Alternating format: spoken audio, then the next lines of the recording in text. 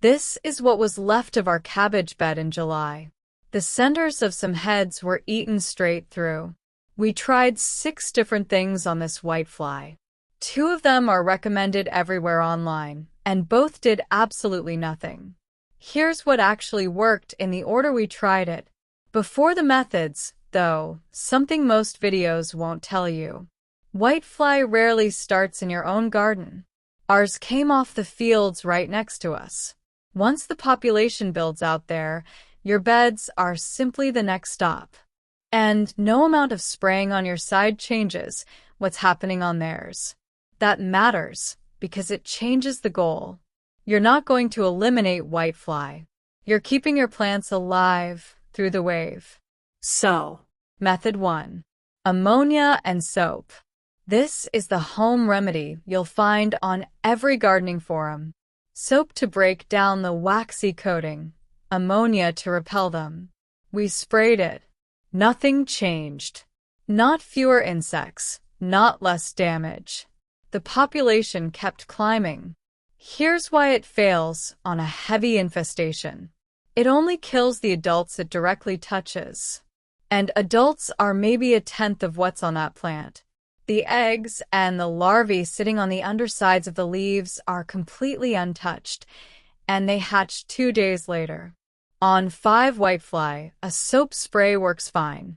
On a wave coming off a neighboring field, it does nothing at all. Method 2. A contact insecticide. We used one sold specifically for this. Same result. Nothing. That surprised us more than the home remedy failing, honestly. And the reason is the same problem, plus one more.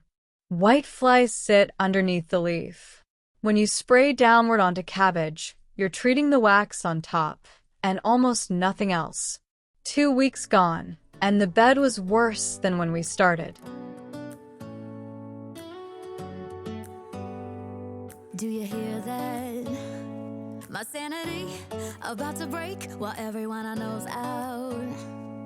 On a trip, on a boat, on a lake. I'm tired of feeling all FOMO, babe. Method 3. A different chemical class. This is where it finally turned. 5 days later, the numbers were visibly down. Not gone, there was still some flying, but for the first time in weeks the plants stopped losing ground. 2 things we'd do differently next time. Spray upward into the undersides of the leaves. That's where they actually are. And spray in the evening when it's cooler and the adults have settled. One important note before you go looking for a product. Pesticide registrations differ by country and by state. Whatever you use, check that it's approved for edible brassicas where you live and follow the label interval before harvest. Don't copy a product name out of a video, including this one. Method 4, and this one costs nothing. Water. We started washing the plants down and watering heavily. Then it rained overnight, and the change the next morning was obvious. The cabbage lifted. Leaves that had been limp came back. Water does 2 things. It physically knocks the adults off the leaf. And it removes the honeydew they leave behind, which is what the sooty mold grows on. It won't clear an infestation by itself. But paired with a spray that actually works, it was the difference between plants surviving and plants finishing the season. If you're finding this useful, subscribe. Real trials like this one, failures included, are most of what we film here. Method 5 is the one we never planned. And it's probably the most useful thing in this whole video. We had several cabbage varieties in that bed. Same soil. Same treatments. Same wave of whitefly. One of them, a variety called aggressor, held up noticeably better than everything else. While the others had their centers eaten out, it just kept going. We're not claiming it's whitefly-proof. It isn't.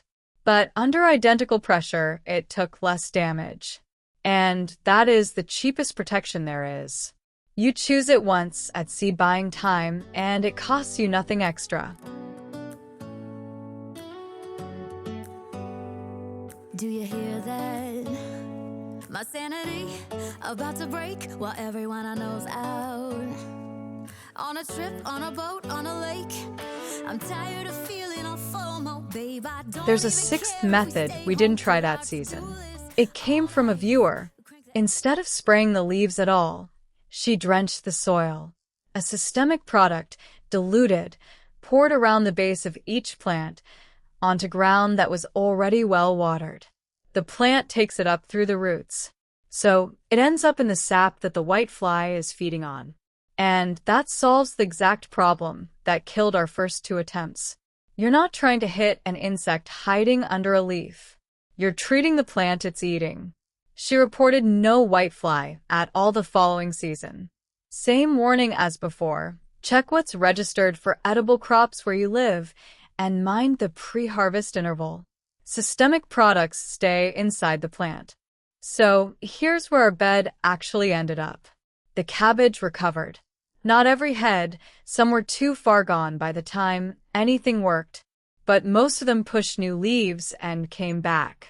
What got them there? A spray that reached the undersides, heavy watering, rain we got lucky with, and one variety that was simply tougher than the rest. What did nothing? The ammonia remedy and the first insecticide we reached for. So if whitefly hits your brassicas, here's the short version. Don't lose your first 2 weeks to soap sprays. Check whether it's coming from outside your garden, because that changes what winning even looks like.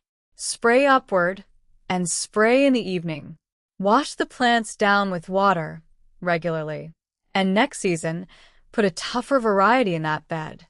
This season we're testing the soil drench, and we'll show you exactly whether it worked, including if it doesn't.